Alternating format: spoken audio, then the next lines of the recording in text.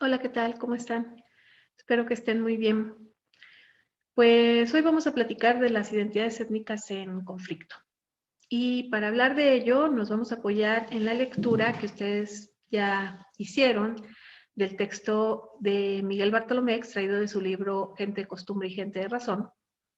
Este texto nos va a permitir redondear algunas nociones, algunos conceptos que ya hemos revisado en otras lecturas y sobre todo plantear los elementos centrales y básicos para las discusiones posteriores que seguirán en la segunda mitad del curso. Estamos ya muy cerca de concluir el segundo módulo y con él, digamos, la primera mitad de nuestra materia y vamos a transitar hacia otro tipo de discusiones y este texto funciona muy bien como puente o como bisagra para hacer el paso de las discusiones que hemos tenido hasta ahora sobre la alteridad y la identidad y transitar a las discusiones sobre la etnicidad y las relaciones de los grupos étnicos, de las identidades étnicas en tensión con las identidades nacionales, con el Estado nacional y con otros grupos y conglomerados en un contexto que va también ubicándose en términos de la globalización, en términos de la multiculturalidad, la interculturalidad y discusiones contemporáneas sobre las alteridades definidas en términos de pueblos originarios, pueblos indígenas, grupos étnicos, minorías étnicas lo que las identidades hegemónicas más ubicadas del lado de las sociedades nacionales o identidades nacionales y bueno, de estas discusiones que tendremos más adelante. En fin, el chiste es que recurrimos a este trabajo, que es un trabajo muy importante, es un trabajo referente en la antropología mexicana y en la antropología latinoamericana. Yo creo que en general es un referente de los estudios de etnicidad e identidad. Miguel Bartolomé es un antropólogo argentino, pero que ha desarrollado la mayor parte de su trabajo, de su obra aquí en México. Sus trabajos en Oaxaca pues son muy importantes en términos de lo que aporta a la etnografía de la pluralidad y la diversidad étnica del Estado, por supuesto, la discusión de la identidad y la etnicidad, en los que es, digamos, un investigador que ha logrado a lo largo de su trabajo y de su obra, además de recapitular las discusiones que le antecedieron, pues plantear y proponer vías para seguir el análisis, ¿no? En estos temas, los derroteros que tendría que seguir esta discusión. Como ya decía, profesor, es investigador emérito del Instituto Nacional de Antropología e Historia y fue además de sus trabajos sobre estas temáticas, pues fue fundador del proyecto de etnografía de las regiones indígenas de México y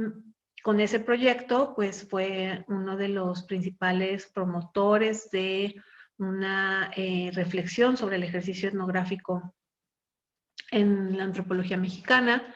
y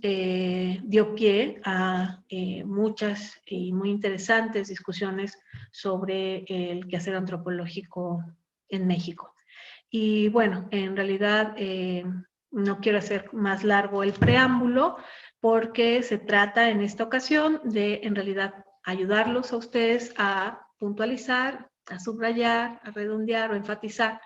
los elementos de una lectura que ya hicieron y de unas definiciones que ya extrajeron de este texto. Vamos a ir muy brevemente sobre los conceptos centrales que vamos a rescatar, como ya decía, para las discusiones venideras. Entonces, bueno, para no seguir alargando esto, vamos a apoyarnos en la presentación, que es muy breve. Y espero que pueda apoyar el trabajo que ustedes, la lectura que ustedes ya hicieron. Están a unas horas de entregar su tarea. Y bueno, la idea de esta presentación en este momento, pues es más bien de complemento que de centro de sus definiciones. El tema es las identidades en conflicto y nos apoyamos en la lectura de Gente, Costumbre y Gente de Razón, las identidades étnicas en México, de Miguel Alberto Bartolomé. Y bueno, importante recordar que el autor abre su reflexión ubicando su discusión dentro de una tradición sociológica de la teoría social preocupada por entender las representaciones colectivas, desde la obra del propio Durkheim hasta de Durkheim, Mauss y autores como Pierre Bourdieu, que van a ser retomados para entender la identidad, pues justo en términos de representaciones colectivas, pero digamos con algunas reformulaciones importantes como las que hace Roberto Cardoso, cuando señala que la identidad étnica pues es una forma ideológica, es la forma ideológica que toman las representaciones colectivas de un grupo étnico. Pero aquí es muy importante entender que la ideología para Cardoso, más allá de la definición tradicional marxista de la ideología como falsa conciencia, pues para Cardoso es entendida más en términos de una conciencia posible. Y esto es muy interesante porque está pensado ya no en términos de sujetos sociales, de sujetos a las representaciones, sino de actores sociales con agencia que producen estas representaciones que no solo están sujetos a ellas, sino que las producen en colectivo a partir de valores compartidos, a partir de elementos compartidos, como veíamos ya en las lecturas anteriores. Y en ese sentido, la idea de conciencia posible, pues justamente nos plantea un replanteamiento de las representaciones colectivas, digamos que ubica a estos antropólogos teóricos dentro más de la teoría de la acción social. Y en esa medida, recordando y retomando lo que veíamos con Frederick Barth, con lo que vimos también con Gilberto Jiménez, pues veremos y pensaremos la identidad étnica, sobre todo a partir de su carácter contrastivo, pensando que la identidad étnica, digamos, es pertinente, es relevante en la medida en que se da a partir de la relación de distintos grupos étnicos en el contexto de relaciones interétnicas. Un grupo que no está en un contexto de relaciones interétnicas, pues difícilmente vería la necesidad de adscribirse o definir o crear una representación colectiva en términos de identidad étnica, puesto que estas solo tienen sentido en la medida en que permiten, como veíamos con Frederick Barth, marcar una frontera, marcar una diferencia, una distancia, una discontinuidad, una discrecionalidad. Y lo más importante es entender que, a diferencia de otras identidades, en las identidades étnicas que se refieren a identidades colectivas, en el sentido antes mencionado, van a tener, digamos, un especial énfasis o van a formularse, así como un grupo étnico se define a partir de sus fronteras, la identidad étnica se define a partir de contrastes. Entonces, el carácter contrastivo de nosotros y los otros va a estar acompañado pues de una afirmación de lo propio en oposición a lo alterno. Es decir, voy afirmando quién soy, sobre todo identificando quién no soy o a qué grupo pertenezco, sobre todo identificando a qué grupo no pertenezco. Entonces, esta identificación de la oposición de lo alterno va a ser central para identificar, digamos, para los procesos de identificación con un grupo étnico. Entonces, estamos hablando de que las identidades étnicas se piensan como identidades diferenciales, es decir, identidades que sobre todo van a enfatizar más que lo que comparto con el grupo al que me escribo, lo que me distingue de otros grupos, ¿no? Estas identidades diferenciales van a ser definidas por algunos autores, como Goodenough, ¿no? Y luego también como el propio Cardoso, como identidades gramaticales, complementarias o incluso identidades paradojales, ¿no? Es decir, son identidades que, como en la gramática, se definen por pares de oposición que no necesariamente tienen que ser antagónicos en términos gramaticales, sino simplemente saber que una cosa no es otra cosa, ¿no? Del término blanco y la relación de blanco y no blanco, como par de oposición, digamos, en lingüística, ¿no? En complementarias, como identidades donde una existe en la medida en que existe la otra, ponen el ejemplo del doctor-paciente, padre-hijo, ¿no? El hijo solo se define en la medida en que hay un padre, el padre solo se define en la medida en que hay un hijo, ¿no? Lo podemos plantear en abstracto. ¿Quién es padre? ¿Quién tiene un hijo? No necesitamos decir Juan es el padre de Pedro para entender la definición. Se puede definir en términos complementarios, pero esos términos, esas diferencias de blanco y todo aquello que no es blanco se pueden transformar en diferencias antagónicas como blanco versus negro, ¿no? Donde cada uno de estos elementos va a tener cargas valorativas, digamos, asociaciones a nociones que exceden a sí mismas, y en ese sentido se pueden volver identidades paradojales, es decir, identidades que marcan una diferencia antagónica. No es solo una dicotomía, una diferencia, digamos, en ese sentido complementario, sino es un antagonismo que puede establecer una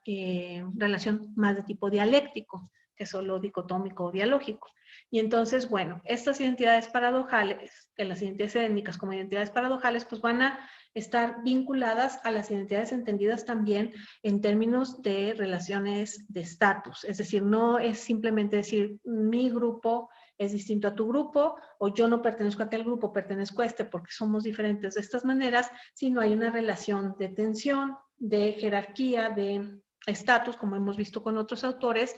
que digamos se enfatiza o se recalca en este tipo de identidades, ¿no? Se muestra de manera más explícita en este tipo de identidades. Permítanme.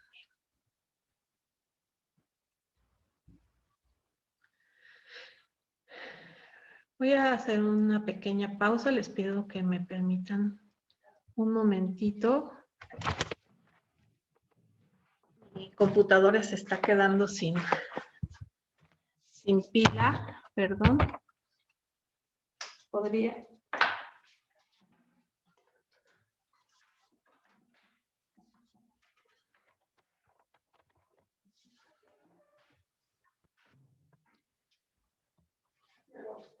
Perdonen que no tenga tanta habilidad para hacer la pausa y luego regresar. Ya estoy de nuevo. Vamos a seguir compartiendo la pantalla. Y bueno, estábamos en retomando este asunto de las identidades paradojales. La idea de las identidades diferenciales es centrar en la idea de las identidades étnicas. Es decir, como nos señala Miguel Bartolomé, las identidades étnicas tienen muchas particularidades respecto de otras formas de identidades y hay que entenderlas, es decir, hay que separarlas del análisis de aquellas otras estudios de la identidad, también de la teoría social, pero que ponen los énfasis en otros aspectos. Aquí el aspecto diferencial pues va a ser central en estos términos en los que lo acabo de describir. Pueden ser gramaticales, complementarias o paradojales, ¿no? Pero siempre con un carácter contrastivo, en una oposición entre lo propio y lo alterno, y en una oposición entre lo propio y lo alterno, donde hay además una valoración de lo propio y lo alterno. No sé por qué no puedo. Ya. Entonces, otro elemento que destaca Miguel Bartolomé que hay que tomar en consideración cuando se trata del estudio de las identidades étnicas, pues son los factores afectivos y emocionales que hay en estas definiciones, además de los elementos que ya veíamos con Frederick Barr asociados a las fronteras para definir grupos étnicos y las identidades étnicas relacionadas específicamente con estos procesos de identificación a grupos étnicos, que, digamos, existe el consenso de que se trata de procesos en situaciones específicas, en un sistema de relaciones específicas, procesos de una dimensión histórica y estructural que hay que tomar en consideración, donde es más importante el límite que el contenido. Sin embargo, hay elementos que hay que tomar en consideración porque estos límites no son inocuos. Esta separación entre yo y el otro no es simplemente, como decíamos antes, una distinción, sino que va acompañada de un tipo de valoración, una estratificación, en muchos casos una jerarquización o una segmentación asimétrica que puede traducirse incluso en grupos de estatus, como veremos un poco más adelante. Pero estos elementos que llevan a procesos de identificación con un grupo étnico o a procesos de adscripción como parte de un grupo étnico están, por supuesto, mediados por factores afectivos y emocionales que es muy importante tomar en consideración. Aquí uno puede pensar, ¿no?, que en ejemplos en los que muchos elementos de nuestra vida cotidiana o de la vida cotidiana de diferentes actores sociales que pueden pasarnos inadvertidos en un contexto de contraste, en un contexto donde, digamos, nos enfrentamos a una cotidianidad diferente, por ejemplo, cuando se migra a otro lugar, cuando se está de vacaciones, cuando se vive en un lugar, en otro país o en otra cultura, con otro grupo, en realidad nos vienen a la mente estos elementos que antes pasaban inadvertidos y que pues resulta muy llamativo, ¿no? Como cuando estamos en un lugar extraño y de repente llega alguien que habla como nosotros o que come lo mismo que nosotros o que disfruta el mismo tipo de música que nosotros, pues inmediatamente sentimos una identificación, pues sentimos emocionalmente una empatía, sentimos una conexión, sentimos digamos, cercanía, una cercanía que nos hace pensar, él es, digamos, menos diferente a mí, ¿no? O más parecido a mí que los otros, y en ese sentido creo este lazo afectivo que me lleva a tener un tipo de lealtad. Ese es un tema interesantísimo que vamos a ver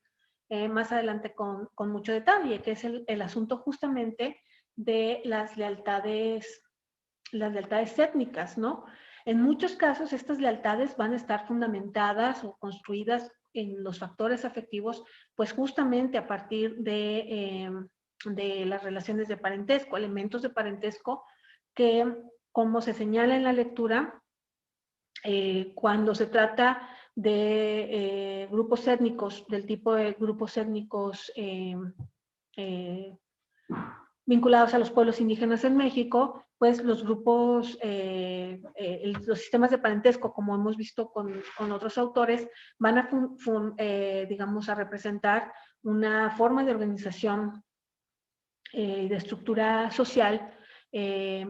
primaria. Bueno, siempre el parentesco, ¿no? Es una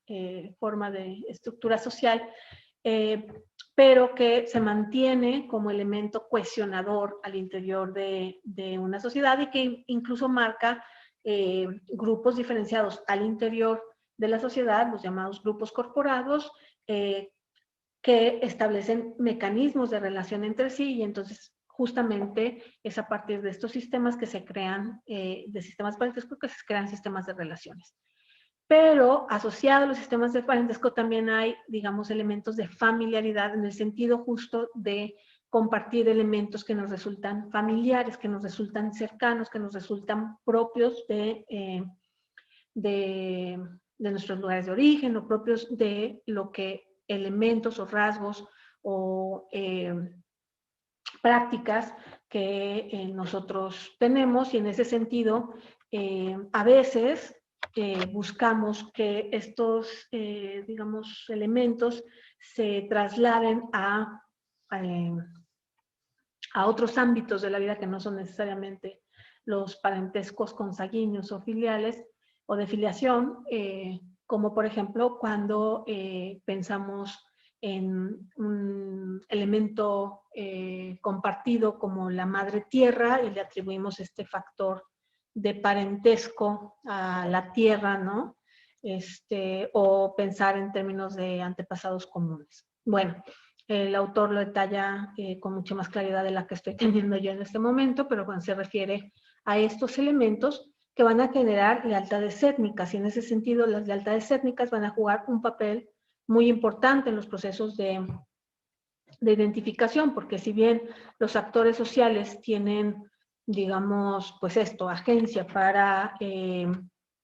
adscribirse o identificarse con ciertos grupos, sin lugar a duda, estos elementos van a jugar un papel fundamental en el grupo al que se adscriben, pero sobre todo, digamos, el grupo con el que se identifican o el grupo a quien sus lealtades responden. Ese es un aspecto muy importante. En ese sentido, retomado del trabajo de Darcy Ribeiro y Mercio Gómez, surge el término de etnofilia, que aquí Bartolomé digamos, lo contrapone al de etnocentrismo, en el sentido que veíamos con Pierre Clastres, de la idea de que todos los grupos son etnocéntricos porque todos los grupos miden a los otros a partir de sí mismos. Y bueno, esta idea etnocéntrica que termina dando características positivas a lo propio y características negativas a lo extraño, es como, digamos, puesto un poco en tela de juicio o es contrastado con el término etnofilia, puesto que el término etnofilia se remite al amor por lo propio, por la identidad propia, que no necesariamente es un descrédito de otras identidades. Incluso es una valoración de que el otro tenga también una identificación o tenga cualidades propias con las que se identifica y con las que valora. Y esta idea de darle una carga positiva, una valoración positiva a esta actitud de lealtad a lo propio, cuando lo veo en mi propio grupo, pero también cuando lo veo en otros grupos, ¿no? Es como cuando nosotros, o cuando desde ciertos discursos, incluso desde los discursos del Estado, se valora que un pueblo originario, un pueblo indígena, definido así o identificado de esa manera, un grupo étnico digamos, se autoidentifique y además porte sus emblemas identitarios y muestre su amor a, digamos, pues sí, su orgullo por esos elementos, es visto como algo muy positivo. Mientras que es la negación, ocultar o no, no mostrar orgullo de esos elementos emblemáticos de los grupos a los que se pertenecen, pues puede ser visto como un elemento negativo. Incluso tenemos términos, ¿no?, para calificar ese tipo de actitudes donde hay como una idea de visión negativa sobre lo propio y como en México utilizamos de manera muy poco precisa y muy, pues sí, muy cuestionable, pero usamos el término malinchista, ¿no?, para hablar de alguien que valora más lo extraño que lo propio.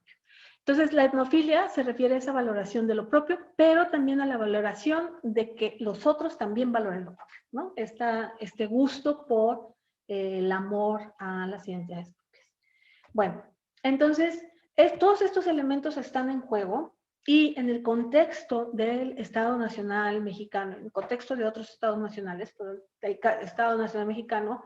hay, además de las categorías de grupo étnico y acompañada de esa categoría de grupo étnico, de identidad étnica, pues,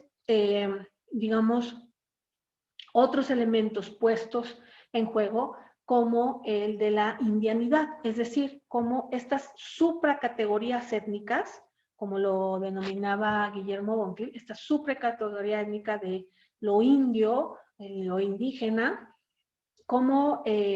una categoría que homogeniza a una diversidad de grupos étnicos, pero que los distingue de su condición estructural frente a un otro también homogenizado, como que es la sociedad nacional o esta categoría de, digamos, los herederos de la colonia, ¿no? La sociedad nacional, o aquellos que son representantes, ¿no?, del Estado Nacional, en el caso de México, del Estado Nacional Mexicano. Entonces, la indianidad, pues es una, digamos, una estrategia o un proceso de homogenización artificial de lo étnico, que no solamente es un proceso hegemónico, es decir, no solo es, obedece a los intereses del colonizador o del Estado o de los grupos hegemónicos de meter, digamos, toda la diversidad en el mismo saco, de simplificarla y de homogenizarla, pero muchas veces también es retomada esta indianidad por grupos o movimientos contestatarios que reivindican a partir de identificar esta dualidad de grupo hegemónico, grupo subalterno, en el caso, por ejemplo, de Bonfil, del colonizador colonizado, justamente de reivindicar al subalterno, al colonizado, y retomando y resignificando estas nociones como de lo indígena, por ejemplo, o de lo indio, en términos de una valoración positiva como respuesta al proceso hegemónico de desvalorización en una homogenización simplificante, ¿no? Entonces, bueno, se trata de esta homogenización artificial de lo étnico, hegemónica, pero también contestataria, que en realidad de lo que nos habla es de identidades institucionalizadas por el Estado-Nación, en este caso el Estado Nacional Mexicano, crea un conjunto de identidades institucionalizadas, tan institucionalizadas que en México tenemos el Instituto Nacional de los Pueblos Indígenas, ahora que antes tenía, antes fue la CDI, ¿no? La Comisión para el Desarrollo de los Pueblos Indígenas, que antes fue el Instituto Nacional Indigenista. Y tenemos una institución del Estado Nacional encargada de, digamos, trabajar con grupos étnicos que son definidos a partir de procesos de adscripción, exoadscripción o autoadscripción, de procesos de asignación o autoidentificación de identidades que son institucionalizadas. Y entonces, la primera identidad institucionalizada es esta homogenización artificial de lo étnico bajo la categoría de pueblos indígenas, que luego, digamos, pues va a tener sus diferentes puntualizaciones o sus diferentes variantes como pueblo originario, indígena, indio, en estas tensiones de la relación de estos grupos, de estos conglomerados, pensados como grupos, con el Estado Nacional. En ese sentido, pues por supuesto, hay un proceso de esencialización de lo indígena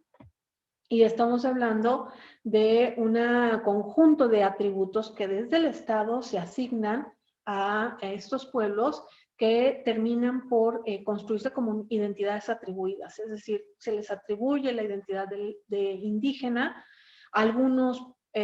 pueblos, algunos grupos, algunos actores la asumen, otros no, pero es atribuida a esos grupos estas categorías supraétnicas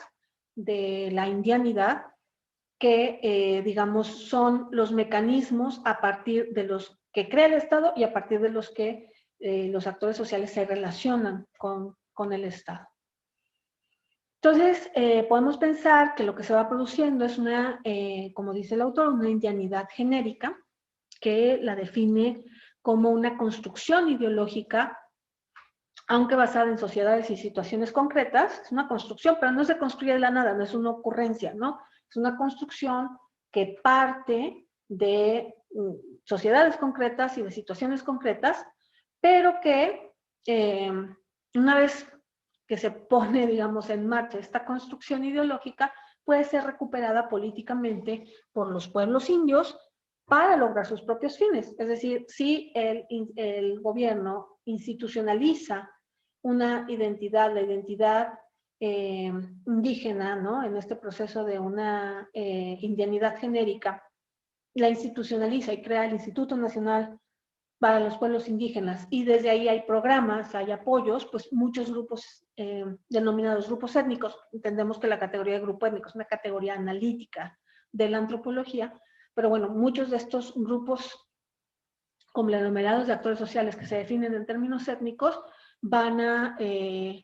recurrir a la categoría, a la adscripción de condición de indianidad, a la adscripción de pueblo indígena para acceder a programas, apoyos, recursos que, digamos, vinculados con estas instituciones, o para disentir de ellos, o para crear sus propias estrategias políticas. Aquí, más adelante en el libro, el autor retoma una cita de Marshall Sahlins, que es bien interesante, porque Sahlins siempre llamaba la atención cómo cuando otros grupos siguen ese tipo de estrategias, lo que veíamos con Bart y con Gilberto Jiménez como estrategias identitarias, pues cuando lo siguen otros grupos es como su habilidad, su adaptación, su capacidad de conseguir recursos y tal. Y cuando lo hacen estos pueblos que están en una condición, como veremos ahorita un poco más adelante, que no es simplemente de diferencia, sino es una diferencia, es una segmentación, es una separación que va a estar vinculada a jerarquización, a una simetría, a un estatus. En estas condiciones, estos actores son vistos como oportunistas, utilitaristas, ¿no? Y si crean o inventan cualquier cosa, es como, perdieron y se están inventando, y entonces no es tan valioso como lo que mantienen, ¿no? Esta fijación hacia el pasado de lo indígena, que está dada por esta identidad institucionalizada, donde se reconoce al indígena por su vínculo con el pasado y casi que por resistir y mantenerse en el tiempo, ¿no? Mientras que a otros grupos se les aplaude, ¿no?, sus procesos de innovación y adaptación. Entonces, bueno, esa diferencia pues es muy sustantiva. Entonces, digamos, en términos generales, pues va a haber esta indianidad genérica que puede ser utilizada por los propios actores sociales identificados dentro de los grupos étnicos o pueblos indígenas para alcanzar sus fines, ¿no? Pero que también pues, es el recurso que tiene el Estado para administrar la alteridad, ¿no? Simplificarla y generar unas identidades genéricas, en este caso una indianidad genérica. Y bueno, justamente es aquí donde aparece la etnicidad con mayor claridad. Y esto es muy importante. Hacía el comentario inicial de que lo que planteemos a partir de este texto nos va a servir de base para lo que sigue. La próxima unidad, el próximo módulo es sobre la etnicidad. Y bueno, aquí Miguel Bartolomé nos pone sobre la mesa las discusiones, este texto que es de finales de los 90, las discusiones centrales sobre la etnicidad, el punto de encuentro de estas discusiones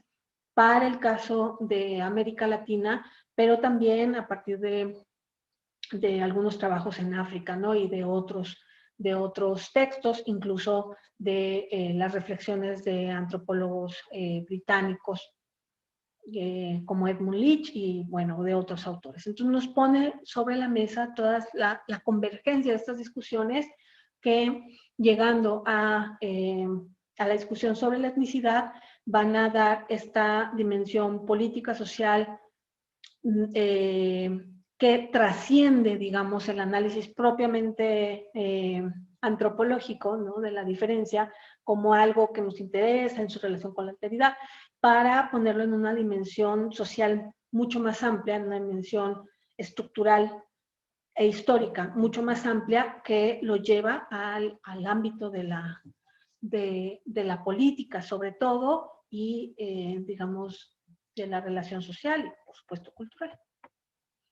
Y entonces, bueno, pues tal cual, ¿no? La identidad étnica,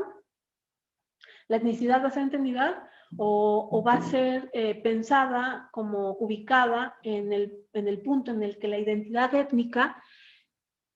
es configurada de manera orgánica como un proyecto social, cultural o político. Es decir, cuando la identidad étnica, algunos autores dicen, es la identidad étnica puesta en marcha. Es decir, cuando en un contexto de relaciones interétnicas, en un contexto de relación de un grupo étnico con la sociedad nacional, con el Estado, con otros grupos étnicos, esta identidad étnica va a jugar un papel central y se configura, se articula, se construye y se discursiviza de manera muy orgánica como un proyecto social, cultural o político. Y esto va a suponer la afirmación de lo propio, es decir, esta reivindicación, esta valoración positiva de lo propio en confrontación con lo alterno, en confrontación. No solamente es que es distinto, es que somos opuestos, hay una relación antagónica, no necesariamente de enemistad, pero sí de tensión y de, digamos, pues esto, de confrontación, ¿no? De elementos, de los elementos externos en tensión con la valoración de los propios. En ese sentido, la etnicidad es la expresión y afirmación protagónica de una identidad étnica específica. Esa es como la manera más sucinta de entender la etnicidad. Es la expresión y afirmación protagónica de una identidad étnica específica. Y estoy siendo aquí tal vez demasiado, haciendo demasiadas simplificaciones, pero esta expresión y afirmación protagónica de una identidad étnica específica se va a manifestar en la acción, pero se va a manifestar también de manera muy importante en los discursos, en una retórica de la etnicidad, en un discurso de la etnicidad que va a construirse a partir, por un lado, de lo que el autor llama identidades emblemáticas, es decir, de resaltar aquellos elementos, aquellos aspectos emblemáticos, aquellos aspectos diacríticos, aquellos estandartes, ¿no? De elementos culturales compartidos al interior de un grupo que define sus fronteras, marcando esto que lo distingue, que son pues estos emblemas identitarios. Yo hablo esta lengua, tengo esta vestimenta, vivo en este lugar. Todos los elementos que me distinguen del otro se vuelven, o selecciono de esos los que me parezcan más emblemáticos, los que resalto, y en ese proceso de visión, de selección, y voy configurando un discurso sobre mi identidad étnica que no necesariamente, digamos, enuncia todas las cualidades culturales de un grupo, ¿no? Todas sus cualidades étnicas, sino aquellas que, digamos, se considera que realmente plantean, ¿no? En esta afirmación protagónica, plantean lo que nos distingue y lo que valoramos positivamente de esa distinción. Entonces se va creando el discurso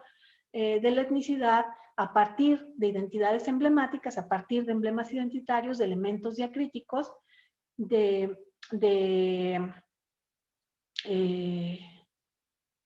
pues sí, ¿no? De rasgos seleccionados, y se va configurando un discurso que además va a responder a un elemento muy importante en esta puesta en marcha de las identidades étnicas, que es el reconocimiento o digamos, de grupos de estatus. Es decir, yo pongo sobre la mesa estos elementos emblemáticos que me caracterizan, que yo valoro como positivos, frente a otro que va a poner también sus elementos, o que va a tener también esos elementos, y en esa medida va a haber, en términos de los grupos de estatus, pues relaciones, como ya decíamos, relaciones que no son simplemente entre diferentes, sino entre diferentes que tienen, en términos de identidades de clase, pues valoraciones estructuralmente positivas o estructuralmente negativas, que en términos de la etnicidad van a buscar revertirse en el caso de las negativas o validarse y confirmarse en caso de las positivas. Y entonces justamente existen estas tensiones donde la identidad de clase pues es justamente lo que da nombre a este libro, este tipo de grupos de estatus, ¿no? gente de costumbre y gente de razón alude a estas categorías creadas desde la colonia para identificar a los blancos colonizadores con la gente de razón frente a los pueblos que se iban a encontrar, ¿no? Los pueblos nativos, los pueblos indígenas, a los que se les ubicaba como gente de costumbre. Y en esta valoración, pues no es simplemente una etiqueta para diferenciarlos, sino va acompañada, conjuga elementos de raza, de clase, que son señalados, no que existan, que son señalados, elementos que van generando grupos de estatus, elementos de colonizador-colonizado, de una supuesta diferencia racial, por supuesto, de relación de poder, de subordinación y de imposición. En ese sentido, se va creando un conjunto complejo de elementos donde hacer estas distinciones, este par dicotómico, de ahí que se escoja justamente este que engloba tantas, gente de costumbre y gente de razón. Estos pares dicotómicos pues tienen múltiples formas de conjugarse, de combinarse o digamos de interrelacionarse. Entonces, en este contexto, cuando reconocemos o advertimos que las identidades étnicas entran en juego en términos de un discurso, de una retórica, como identidades emblemáticas que van a resaltar aquellos aspectos que selecciona el grupo para identificarse frente a otros o distinguirse de otros, reafirmando su identidad étnica, van a entrar en juego, o esto se hace en términos o en el contexto de una confrontación de identidades de clase, de grupos de estatus, que en muchos sentidos, digamos, responde a la idea de identidades hegemónicas e identidades subordinadas. Y entonces existen identidades hegemónicas que tienen no solo, digamos, una valoración positiva, sino que además tienen poder y tienen un ejercicio específico de control y de poder y establecen un tipo de relación específica con las identidades subordinadas. Y estas identidades subordinadas no solo es que, digamos, establezcan una relación en esta jerarquía distinta, es que esta relación va a ser una relación, pues eso, ¿no? De subalternidad, de carga negativa respecto a esta otra con la que se están confrontando. Y entonces las identidades subordinadas, que también Cardoso va a definir como identidades negativas, pues van a ser este punto en el que alguien en un proceso de identificación opta por no marcar la frontera, no portar o no digamos, reproducir los discursos identitarios o los discursos de la etnicidad a partir de identidades emblemáticas, opta por diluir esa pertenencia y opta por básicamente negarla, ¿no? Negar la identidad porque pues resulta contraproducente, doloroso, digamos, poco útil, ¿no? Para su vida y su continuidad. Entonces, bueno, lo que pone sobre la mesa, y con esto termino, Miguel Bartolomé, pues son todos estos elementos en donde estas categorías analíticas, la identidad étnica como una forma específica del grupo étnico, la identidad étnica como una forma específica de la identidad y luego su puesta en marcha en la etnicidad, justamente nos lleva a ver cómo todas estas caracterizaciones que van a establecer fronteras, al establecer fronteras establecen también segmentaciones, separaciones que van a obligar a un tipo de relación específica. Generalmente son relaciones vinculadas, relaciones sociales, relaciones históricas, relaciones estructurales de poder, relaciones políticas, ¿no?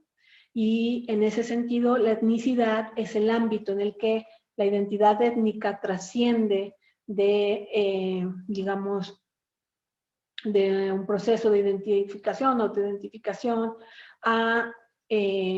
un mecanismo de relación, a una forma de ser y estar en el mundo, ¿no? Y en ese sentido, la invitación de Miguel Bartolomé, con lo que cierra este texto, es pues a pensar en las implicaciones de entender esto a cabalidad y cómo este entendimiento pues tendría implicaciones políticas muy relevantes, no muy importantes. Entonces, bueno, hasta ahí lo dejaría. Vamos a continuar con estas discusiones, pues a lo largo de lo que falta del curso, pero estos elementos, tenerlos claramente definidos, abonarle a los conceptos que ya habíamos trabajado a partir de lo que aquí se propone, pues nos va a ser de mucha utilidad, como decía al principio, como una especie de lenguaje referencial para las discusiones posteriores. Y bueno, pues vamos a modificar un poquito el programa, ya se los comentaré en la plataforma, en el sentido de que adelantaremos vamos a ver un documental, una película que se llama Promesas, sobre es un documental muy interesante que se hizo con niños en la Franja de Gaza, niños israelíes, niños palestinos, judíos musulmanes, y bueno, este documental que teníamos programado para dentro de 2 o 3 sesiones más, lo vamos a adelantar un poquito porque me parece que nos va a ayudar a ir amarrando todo lo que hemos visto hasta ahorita y tener un referente y un ejemplo que podemos utilizar con las lecturas que siguen. Pero bueno, las instrucciones estarán en la plataforma. Con esto cierro esta presentación. Espero que sea de utilidad y les ayude a terminar el ejercicio que están haciendo. Y bueno, pues que estén muy bien. Nos vemos.